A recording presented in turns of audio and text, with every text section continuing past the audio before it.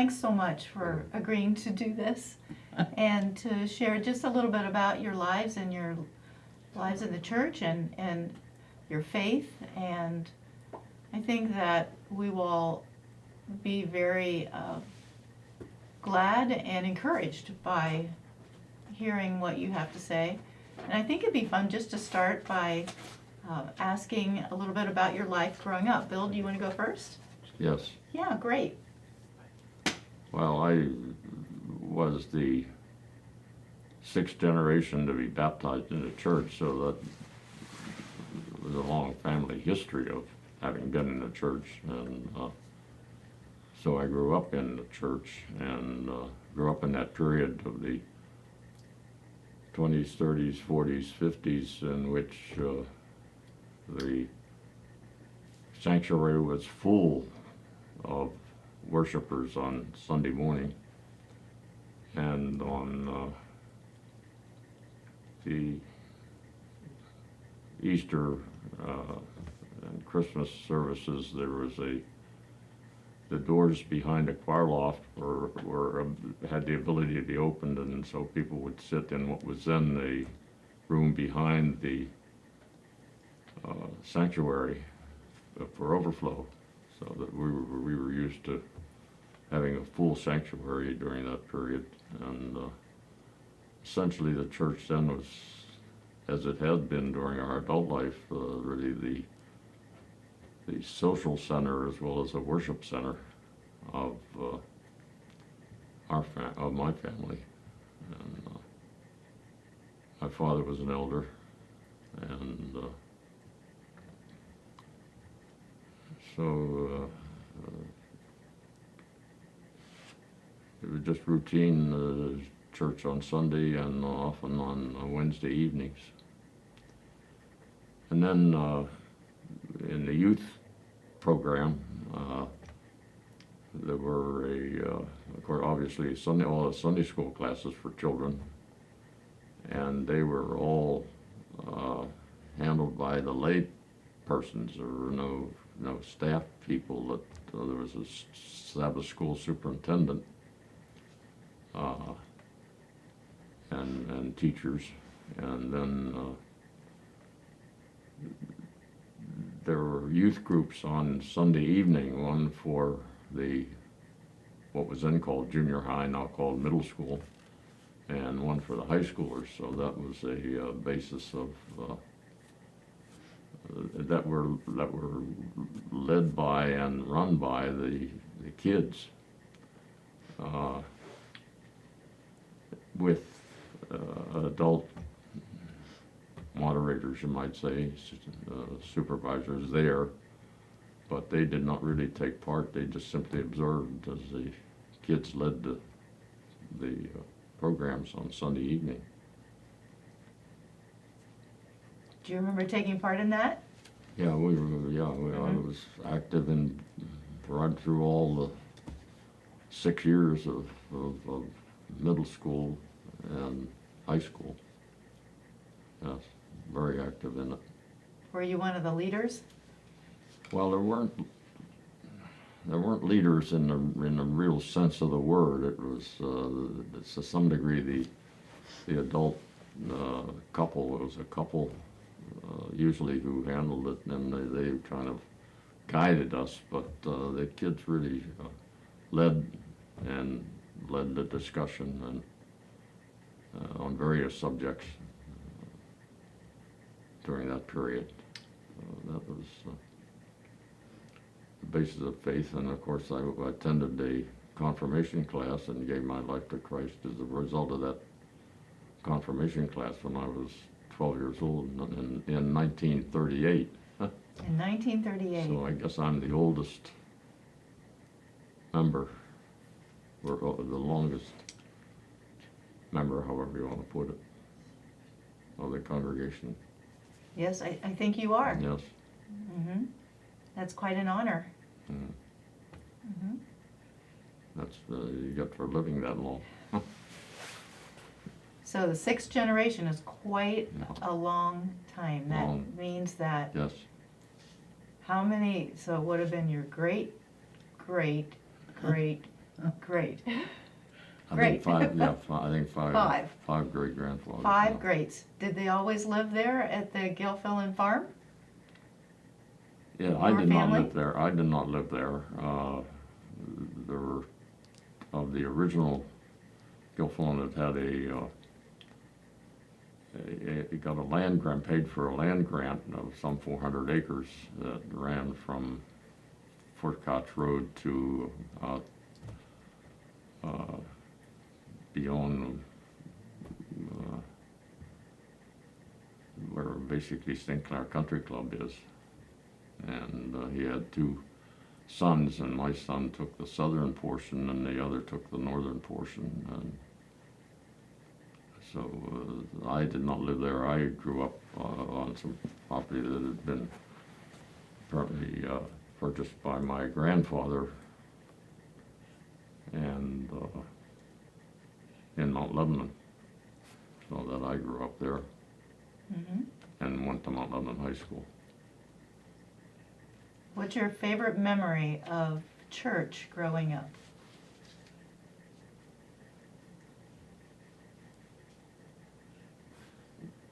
Well, I grew up during the Dr. McCown era. He was the pastor there for most of my childhood and youth, and he also handled the confirmation class, interestingly, as a pastor.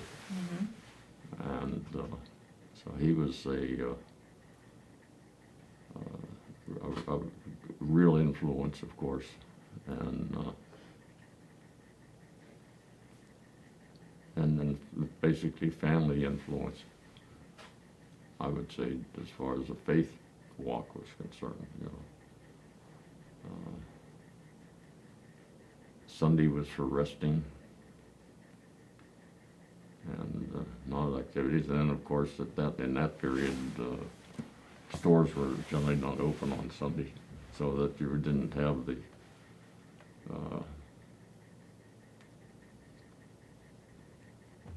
any desire. There was no need to go to the store because they weren't open. Did your family have any Sunday traditions? Not really, just basically not doing anything, resting. Okay. You know,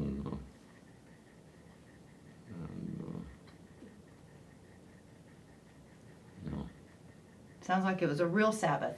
a real Sabbath, yes. All day. Well, you're in Sunday school and worship service for the mornings, and so it was really the afternoon and evenings, you know, with family. What were your favorite activities growing up? Well, playing some sports, not any organized sports, but disorganized sports, I would say, were with the neighborhood kids, and then you look forward to Sunday school and church, really. I mean, it was You looked forward to it. yeah, it was let's say the pinnacle of the week to be. That.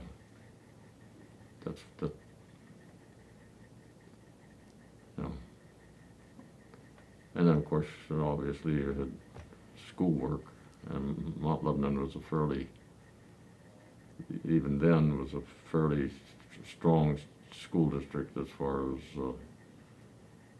level of education was concerned.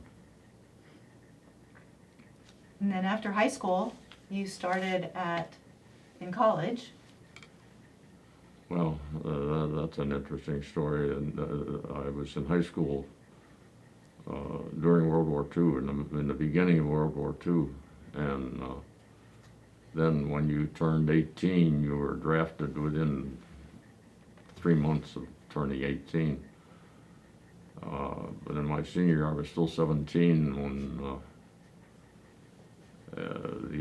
they were interested in getting as many engineers and scientists as possible, so about 10 or 12 of us at Mount Lebanon left the high school early. The high school provided night school for just the basics, English, science, and high school, so we left, and I went then to what was then Carnegie Tech. During that summer, they were running 3 semesters a year for engineers and scientists, and so I went and I was able to complete my freshman year just at the time I was 18, so I turned 18 and finished my freshman year, and then was drafted into the service, into the Army, and spent 2.5 years in the service. And that probably helped me to be assigned in the service to a bridge building company, which was really formed so that they could cross the Rhine River after the invasion of Germany, because they knew that the Germans would destroy all the bridges, which they did except for one at Remagen. And that was one of the bridges that you built? No, we built pontoon bridges. There were treads on steel treads on pontoons. You blew up with air and floated in the river. Mm-hmm. And that's what you helped design? No, we didn't design them. That's what we built. You built those? We built them, Mm-hmm. yeah, over the Rhine River, and a lot of other smaller rivers. Yes. During the war, do you remember your faith, drawing on your faith to help you during that time? Yes, because you never knew what the next minute or the next day would bring. Yeah, it was, and yet it didn't seem to be a concern for it didn't seem to be a concern at that point. You were there, and you did your job. And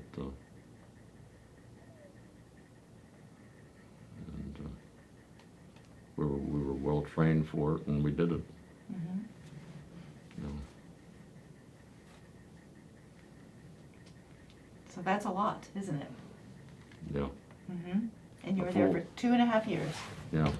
Yeah, I got out in May of '46,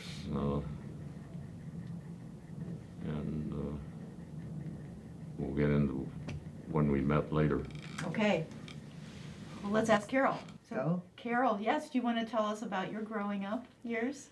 Well, to begin with, my grandmother lived with us, my mother's mother, and she had been married to a Christian minister.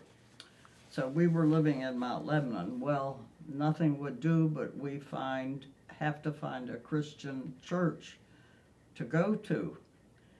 So the only one around was the East End Christian Church with Dr. Ewers. I even remember his name, the minister.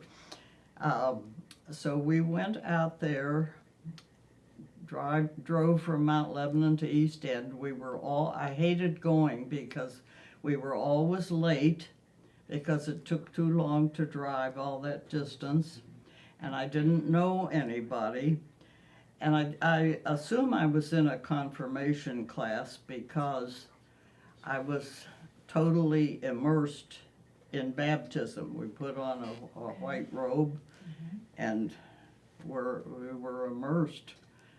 And pretty soon after that, I said to my parents, I'm not going to go out there anymore. I don't know anybody. We're always late. I want to go to Beverly Heights Church where I know people, my friends are. Mm-hmm. So that we finally did do that against my grandmother's best wishes, but she went along with us anyway. So we went to Beverly Heights, and I sang in the choir. I remember marching down the main aisle, and we always sang "Holy, Holy, Holy" was the processional hymn. I don't remember too much about Sunday school. I know we went to Sunday school, and I remember one of our teachers gave us little, I guess for memorizing scripture, gave us little wooden plaques of pictures, and I don't even know what the pictures were of. I don't remember. I just remember she would give us, and I had a whole bunch of them. I don't know whatever happened to them. And I don't, there must, Pioneers was a youth group, and I could remember going to that. It must have been in junior high. High school, I have no recollection of a youth group. I may have gone, but I don't remember anything about it. But we always went to Sunday school and a church, so it was just a way of life. I had no second birth or anything like that. Just, it was part of life. What else? So when you were immersed in baptism, that means to me that you were probably of an age where you knew what you were doing and you made a statement of faith. Well, I assume so. I don't really remember that. I remember wearing a white robe, and there was Like a little pool. yeah, Yeah. and just being dipped, and that's all I remember about it. And I assume I was 12, because that's when you would have that done. Probably. And I say soon after that we quit going to the East End. So your grandfather then he was a Christian minister. What kind of Christian church was that again? I have no idea. He was no longer living. Oh, I never yeah. knew him. Okay. I just knew that she was married to a Christian minister. That's all I know. And that they had a particular kind of denomination that practiced those things, and the nearest church was in East Liberty. I'm sorry, what? No, they had a different way of worshiping, Oh. and that church was, the closest one was in East Liberty. I think that was the only Yeah. Christian church around. That's why we went there. But I don't remember anything. Well, I think we had communion every Sunday. I do remember that. It was quite a big, old, dark sanctuary. I remember. But communion every Sunday. That was the thing. So. What kind of things did you like to do when you were growing up? Well, in our neighborhood, there were no girls. They were all boys. And so I played with the boys, and we played cars and made roads in the dirt. I remember that. Played kick the can on the street and things like that. Which street was that you grew up on? We lived on Miami, which is directly across from the Mount Lebanon High School. Until I was going to 10th grade, which would have been so convenient, because that would have been my first year at high school. We moved clear out to Rockwood, which was the last street off Hoodridge. Oh, that's right. Yeah. So we had one of the fathers, there were 3 of us girls, and one of the fathers always took us to high school. We had a nice walk home, which was all right. Or we walked up street to Dutz to get a nickel cupcake to eat on the way home. And where was Dutz? That was a Dutz up on Washington Road. Okay. It's funny the things you do remember and what you don't remember. But I guess in high school I made posters. And I think I drew some cartoons and things for the Lebanon Lantern, which was the paper. So I always sort of dabbled in art and went to the Pittsburgh Art Institute on Saturday mornings for a while, a couple of years.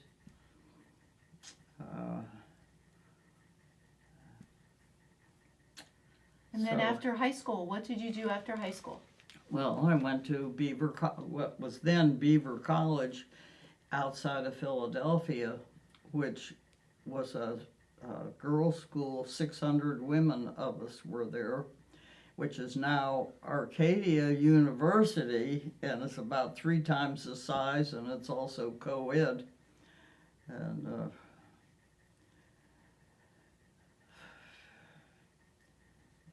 our friend, we had lived in a suite. There were 6 of us, and we remained very close friends, the gals. And Bill would come down, and he knew the other gals' boyfriends, who they all married. Oh, mhm.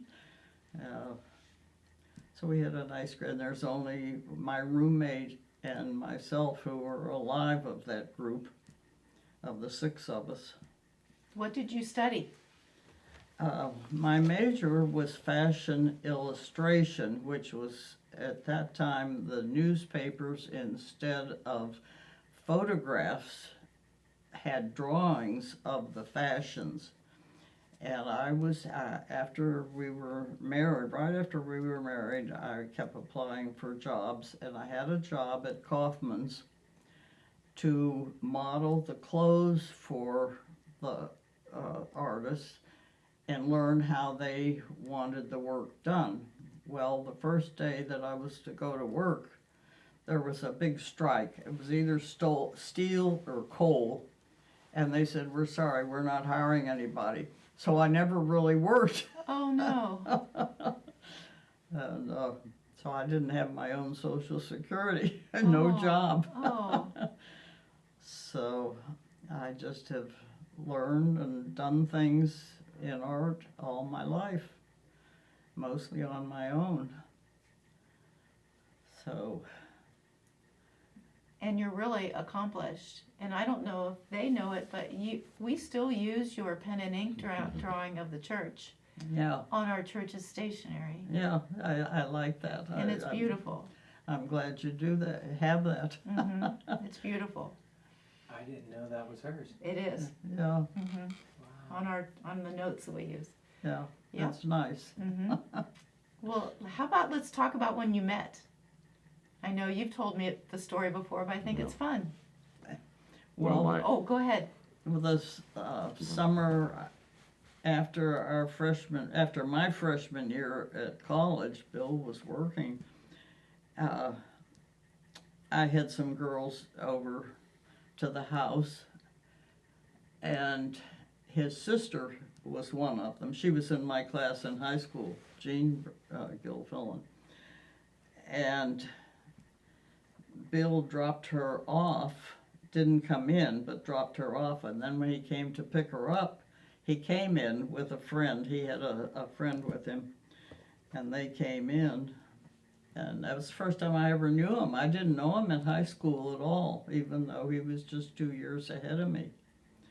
And his sister being a friend, it's funny that I never knew him, never ran into him at all. So I will say he never left after he came in. He never left. Is that the way it was, Bill? well, we met, and I thought, well, she's an attractive young lady. I think I'll ask her for a date. So, big deal. Bill, he asked her for a date to go see the Mount Lebanon fireworks. That's our first date. But so that was the beginning of our relationship. You know, Of 75 years. yeah, And you just celebrated your 75th anniversary this past Right. June. 75th wedding anniversary. Yes. Right. Hmm. So, well, in our life, it's continued at church. Well, We were married at Beverly Heights, but as soon as we were married, I joined our church.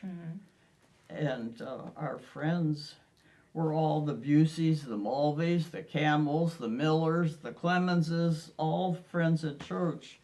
And we had a bridge club of 6 couples, 6 couples. We'd have dinner, but our friends were all moved from church. From the Forum was the youth group, and had No, that was picnics 70 in Mount that was- Lebanon Park and that was corn 79ers, roasts. yeah. Well, after there was there was a young adult group called Forum at the church at that time, which of course was,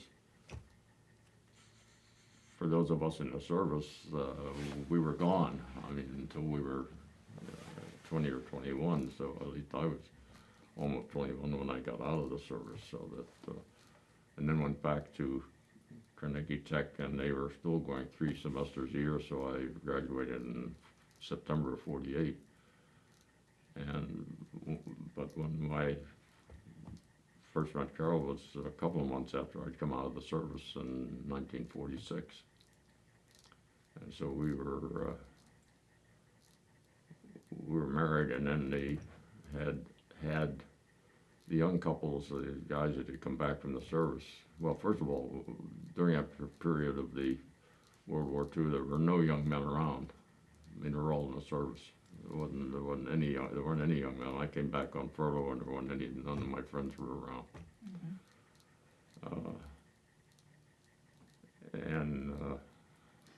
So when the young people came back, they formed a couples class. At that point in time, there was a men's Bible class, and there were 3 women's Sunday school classes. The men's class. And the young couples formed, and that came to be a very large issue, because we were not going into the men's Bible class. The women were not going into the women's classes, and they were very upset about that. Oh, So that's the origin of the 79ers. how about The that? name 79ers, because they came up with the idea that when the combined ages of the couple were 79, they would leave the 79ers class and go to the end of the other classes, into the men's class or the women's classes. Well, of course, when the people became 79, the 79ers class was so dominant. That didn't happen, did it? With, Nobody left. No, Nobody left. No. It never It changed happened. the whole concept changed, and the other classes were still in existence, but the change never happened. So the 79ers class became by far the dominant Sunday school class of probably 150 members. And then later, the Lamplighters was formed of the younger people as the 79ers grew older. And so basically, when I say dominant, most of the officers of the church were members of the 79ers class, and I served as initially a deacon, and then several terms as trustee, several terms as an elder. And I'm still on the session finance committee. Right, I think they come out here, don't they? Don't you And have the they come meetings out They here? come out here, graciously come out here, so I don't have to travel, because I can't drive with it. Can't drive at night anymore because the Bureau of Motor Vehicles decided in their great wisdom that anybody over 90 should not drive at night. And so they come out here and meet. Or we Zoom. We've got a Dale Ostergaard as a chair, and he's called for a Zoom meeting. He's asking us when we're available sometime this month. And so I still participate in that, and as up until the point where I just finally didn't feel like I'd continue, I led that senior men's group that met on Thursday, now I think meets on Tuesday, does meet on Tuesday. Tuesday. I led that group for about 25 years. That's a long time, and they missed having you there. Yeah. And I miss being there, but I just don't have the energy. It's unfortunately, but that's what happens when you get old, as you folks will find out. Yeah. What are some of your best memories of the church? Well, I think the 79ers group, or the 79ers had a social monthly, which was a covered dish dinner and then a program of some nature, some with outside entertainment and others with the. So I think that was a focal point of both the Sunday school class, and we had some very good teachers of that class. And then the social, and as I say, our small group of best friends of 12, of 11, 12, of 10 other people were all members of 79ers in the church. So we met as that group once a month, as Carol said, and had dinner. It rotated around the various homes and of the group, and every month. And then in the summer we had picnics with all the kids. So the kids all That's fun. kids all got to know each other. So I remember working in the baby care room. They used to have a nurse that was, and I can't think of her name. I can see her, can't think of her name. She was such a nice gal, and there were a lot of babies. well, that was part And of we the would baby, take turns part of the baby helping boomer. out, taking care of them. So, on Sunday morning during church, during this service. So, And then we also worked on Wednesday evening. They had what originally was called release time religious education. oh, yeah. It got to the point in the public schools where they began to say, you know, they really wanted to separate the public schools and religion.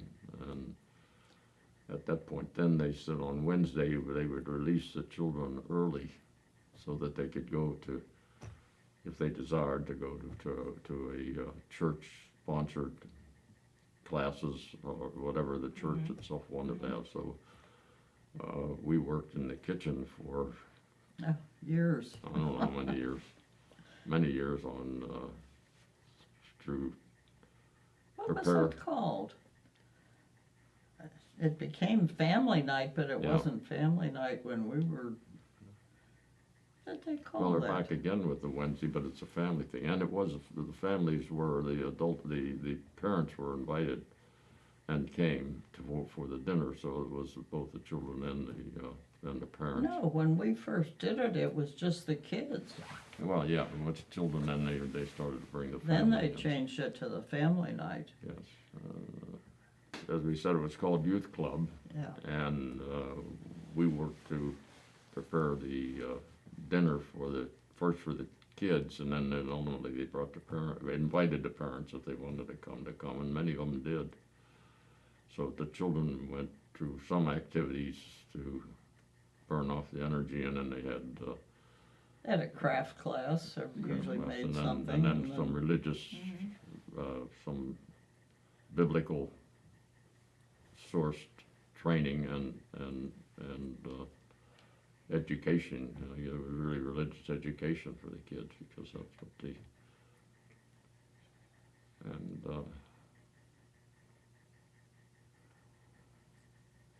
I think we worked there almost until we came here.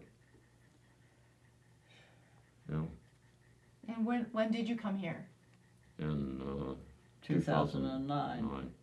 And so where was your house in Mount Lebanon that you No, it moved? was in Bethel Park. Oh, it was in Bethel Park? We Okay. lived there for 44 And years. so you raised your girls in Bethel Park? Yes.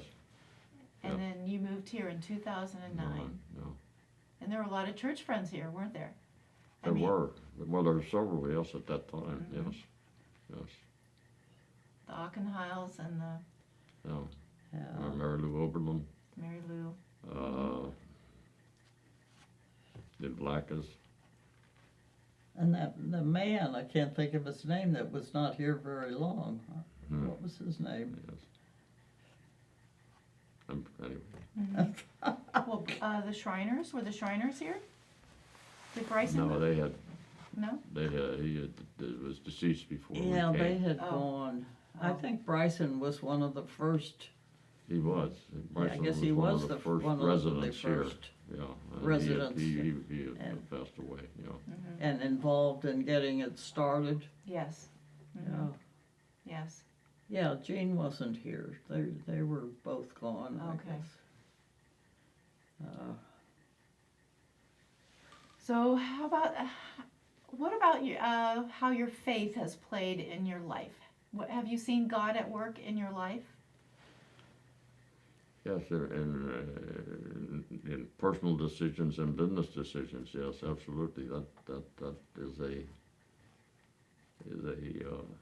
base, a resource, really, in decision making. And how does that work, like in a practical sense? Like how have you put that into practice? Well, is it a right or wrong decision? Mhm. And just all the principles that, you might say that we grew up just were, you might say that you learned through that became really a background, a can't think of the word that I want, but anyway. Like a foundation? Foundation, that's it, yeah, a foundation for how you lived, how we lived. You know. I can remember saying, thank you, God, lots of times. Yes, For operations, different things that have gone on. Thank you, God, for taking care of us. Mm-hmm. yes, we've had let's say we've had a very smooth marriage. No real issues, no real problems. And children that remain and grandchildren remain married. So Yeah, no divorces. issues there. There are no issues there that I'm aware of. Yeah. And Those things are a lot to be grateful for, Yeah. right? Right. our children are all retired, Yeah. except the ones that are in who now that went into the maple syrup business, as you've heard about. Well, they were retired They from were their retired. jobs, They retired but and decided to go into maple they're syrup business. working very hard now. Yeah. Mm-hmm. So, So how would you say that following Jesus, being a disciple of Jesus, has impacted your life? Well, it impacts almost everything you do, everything we do. Yes, everything we do. Because you have those, you don't always recognize them, but you have those day-to-day or minute-to-minute decisions. How you treat other people, how you deal with them, how you deal with issues that come up, problems that come up. It becomes a part of that, and it's inbred, really, I think. Because it's, I think it's just, he's always been there, because the way we grew up through Sunday school and church, I mean, just there, he's there. so many people now do not have that. So many people Yes, are not that's raised really- in the church. They're not raised knowing about Jesus even. And they're not raised with biblical principles. So if somebody asked you why Jesus is important, what would you say? Well, as I said, I think that's an important way that you live, and I don't know what the person would do in some situations when they were faced with a difficult moral decision. Without that guidance, what their decision would be. I can't relate to that, really, I guess. Yeah. That doesn't say that you don't make bad decisions or decisions that you wish you had done differently, or sometimes how you dealt with someone, how you might, well, after you think about it, how you might have dealt better with them. But you realize that. And I would suspect a person without the faith would not realize that. It would just be, what's best for me. And, what's advantageous for me. Right. What's beneficial for me, rather than the other outlook of treating others as you would like. And the people that we grew up with that were our friends, all felt the Yeah. same way. I Yeah. mean, you know, It was a lifestyle. yeah, It was a lifestyle. we didn't really know people that got divorced or did bad things or, Mhm. yeah. Guess it was Well, I like living wouldn't in say a we know, little we know, cocoon. we know them, we know of them, yes, we know of them, obviously. And of course, in business, that would be even more so. Of how you dealt with your fellow employees and those people who worked for you, and those who you worked for. Sounds like that every aspect of your life has been shaped by Jesus and his teachings. Yeah. Just in your dealings, just Yeah. your life. Yeah. So if you had a suggestion for the church going forward, what would you like to see the church doing in order to help people follow Jesus? It seems to me like they're doing everything they can do Yeah. with a good staff. Yeah, the key is to get committed members, and that is in today's environment, that is, telling the brand as part of the evangelism aspect, it's got to be very difficult. As I said before, when growing up, as I remember back in the 30s and 40s, of course I was not here for a portion of the 40s, but I assume it continued that the sidewalks around the three churches was crowded with people walking. A lot of people walked to church, or the traffic was bad because everybody was attending church then. And we, with three churches one to the other, all the services at the same time. He kept saying, it's people still, despite the numbers were still going, it didn't deter them from going to church. And it took some effort on the part of a lot of people. So that's a big difference that you've seen. Yeah. It's with all of the so-called mainline churches, and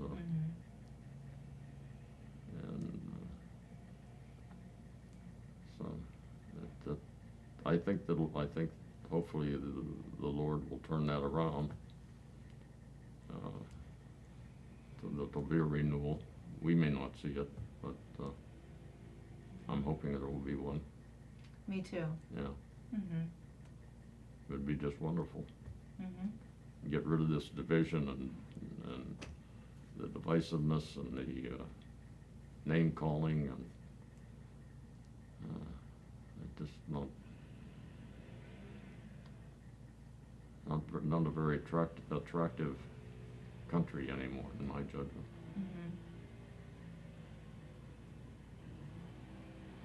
Anything else that you'd like to ask? Yeah, I think one of the questions you had was to kind of go off of what we just talked about. I think what we need committed parents to raise their kids in the church, so that the next generation, like you were saying, you just went to church because that's what you did. And now that there's other options and things, it's just like we need parents that are committed to raising their kids. And like now, as a parent of two little ones, Pastor Cinda had a question on here. It said, was the church important in raising in your family? And I think maybe we could touch upon that a little bit. When you guys were parents and having kids and being a part of the church, how was that impactful or important? Well, the two girls went to Sunday school and church with us every Sunday. There was no question of playing softball or volleyball on Sunday morning. They didn't have that option then, which was fortunate. Too bad they have that now to contend with.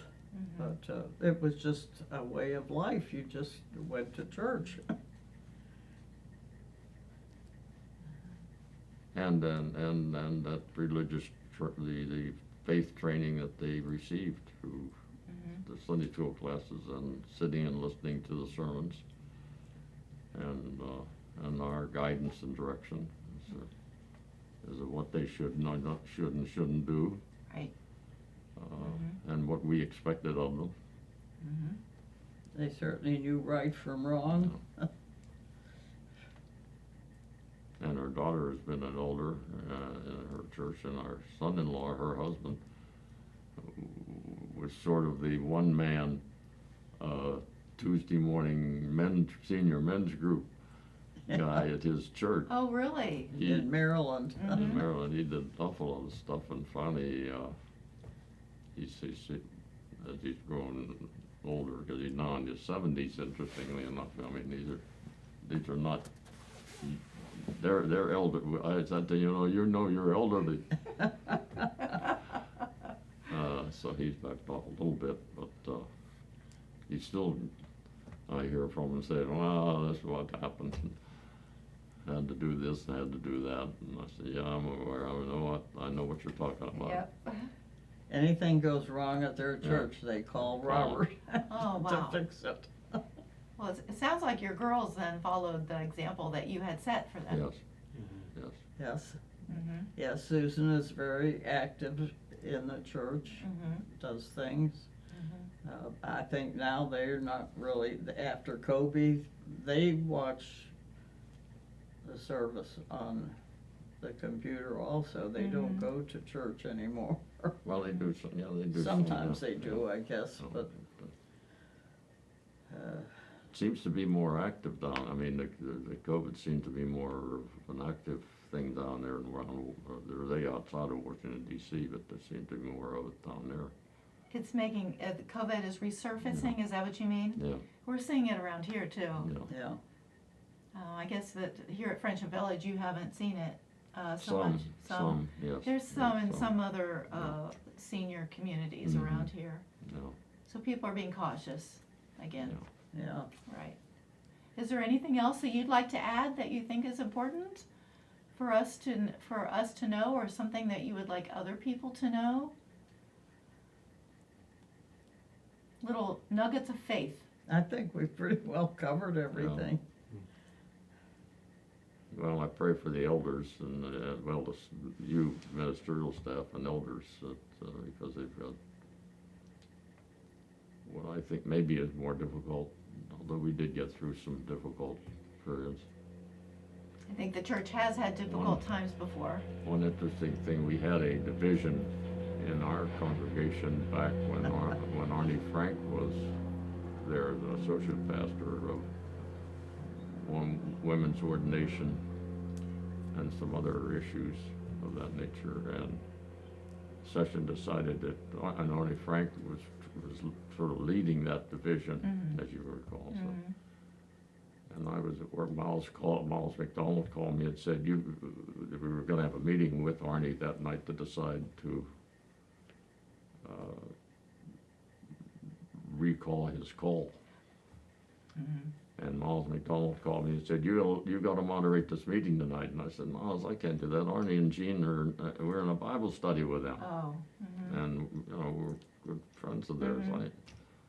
Well, he kept after me. And finally, after about a half hour of our conversation, I finally agreed, so we did. But the meeting went very well, very smoothly, fortunately. Praise the Lord for that. And Arnie and Jean remained friends, and there was no hard feelings, fortunately, as a result of that. But, so we've been through those kinds of difficult situations as well. And, I think that those things are inevitable in churches, don't you? yes, I'm afraid so. I'm afraid that, particularly in today's atmosphere, that was not the case. Well, when I was initially growing up, of course, anything that the Roman Catholics did at St. Bernard's, we wouldn't do. Oh. And that was part of went back to the European The Reformation? and the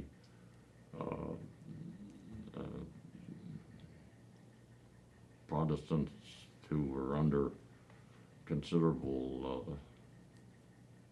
Persecution? persecution in Europe, and many of them, that's why many of them came to. Right. And so the Scotch, Irish, and other European Protestants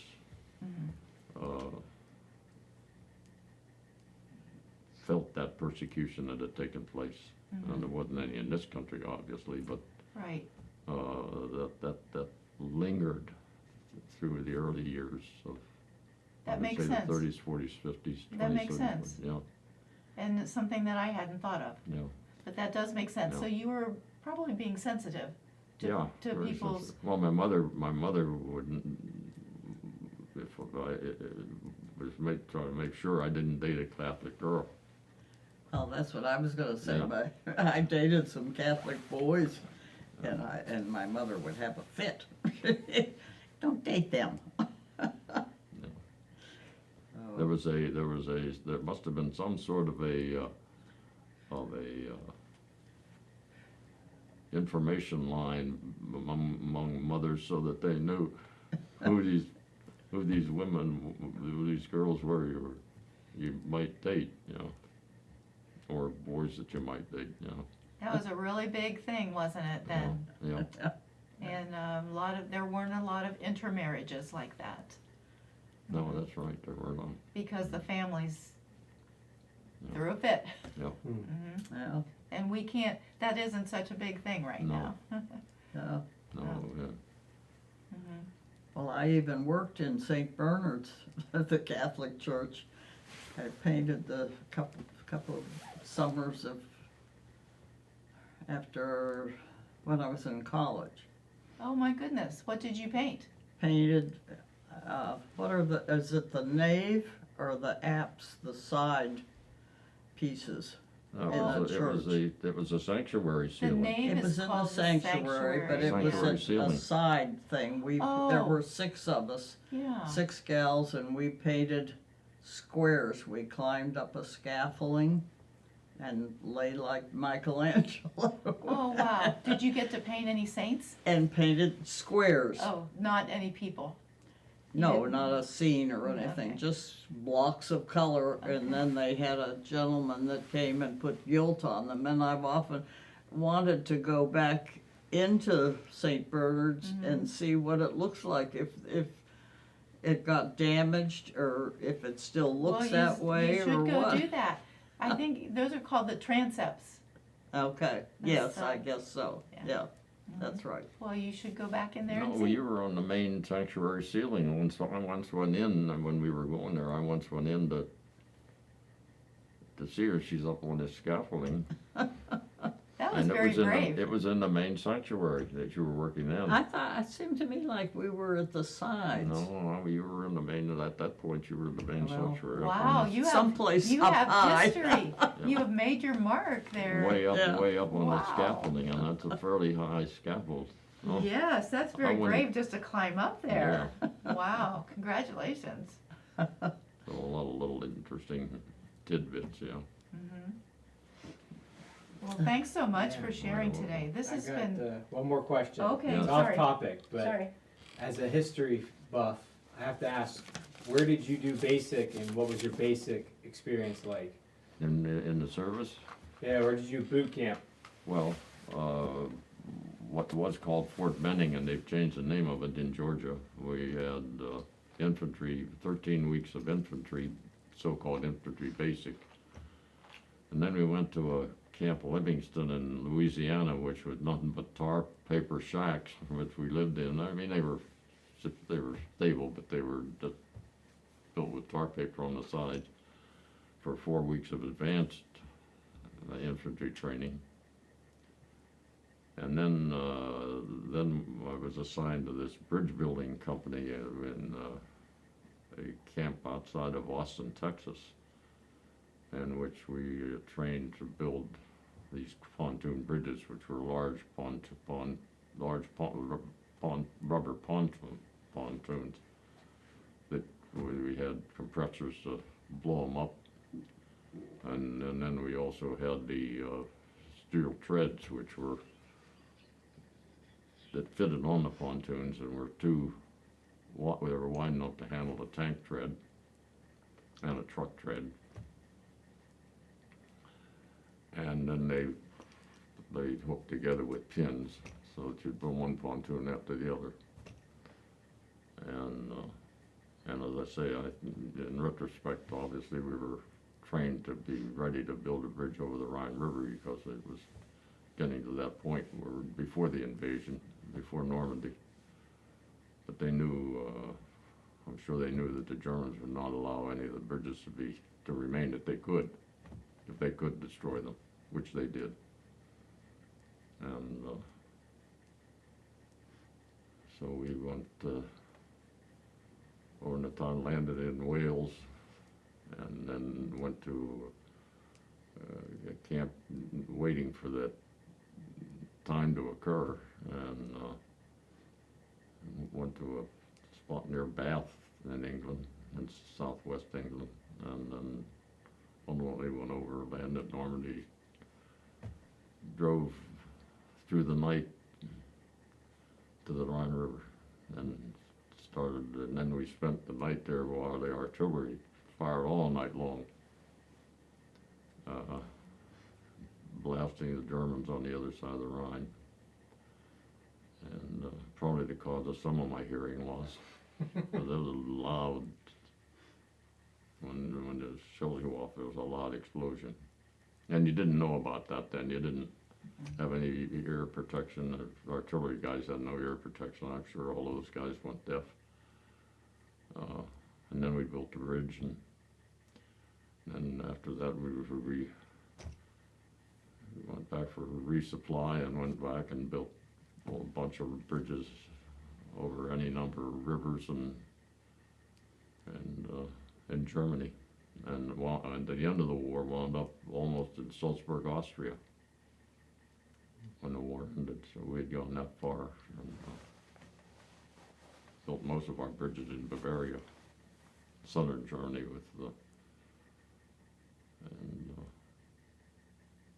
fortunately didn't lose anybody. And even though we were strafed and shelled a couple of times, but then that was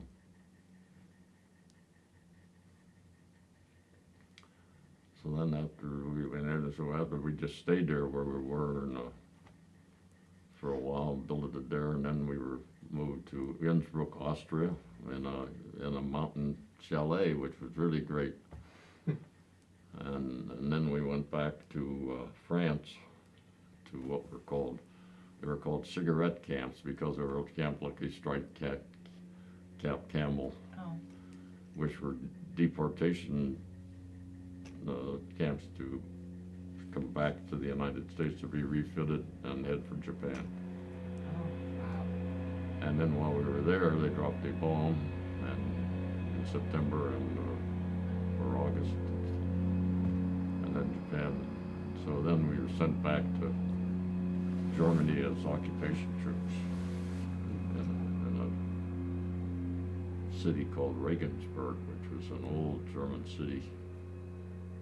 And so we really didn't have much to do there except to just be there in case there were no problems with the Germans. You said you went to ski school. Oh, well, yeah, they did offer that. Yeah, they offered it. Anybody want to go to ski school? I said, well, I had done some skiing, but nothing in that sense. So we went, and they had some Austrian guys who were professional skiers try to show us how to do. So we skied in the Alps. It's for a not week. skied since. And haven't skied since. Is that right? I found that was not my thing. But you didn't know him then. You did not know him then, No, right? no, I didn't. As I say, I came back in May of '46, and she'd completed her freshman year, Right. and then I took my sister and then went pick her up, and that would have been just before the 4th of July, sometime in late June probably. Well, we Well, got I met married her. in '49, as soon as I graduated from college. Oh. So, All right, one more, I promise, last Okay. one. I think it's interesting because my generation grew up with 9/11, right? We all, like, I could tell you where I was, Yeah. what was happening, and it was the worst attack since Pearl Harbor, and you were both alive. I just want to ask, what do you remember hearing? We just got attacked at Pearl Harbor. Like, what was that like? Well, Well, I remember Pearl Harbor very distinctly. I was doing homework at my desk, and I had the radio on, I guess, and I heard this about Pearl Harbor being attacked, and I remember going down to my parents and saying, "Where's Pearl Harbor? What? Japan just attacked us." I just remember that very clearly. Yeah. So it was a Sunday afternoon, and I was laying on the sofa, and I guess I had a nap, but then the radio was on.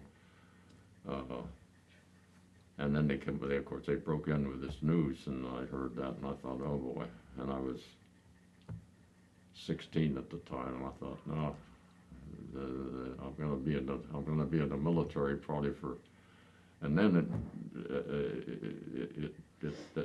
we were basically at that time we were losing the war. The Japanese were essentially moving all over the Pacific.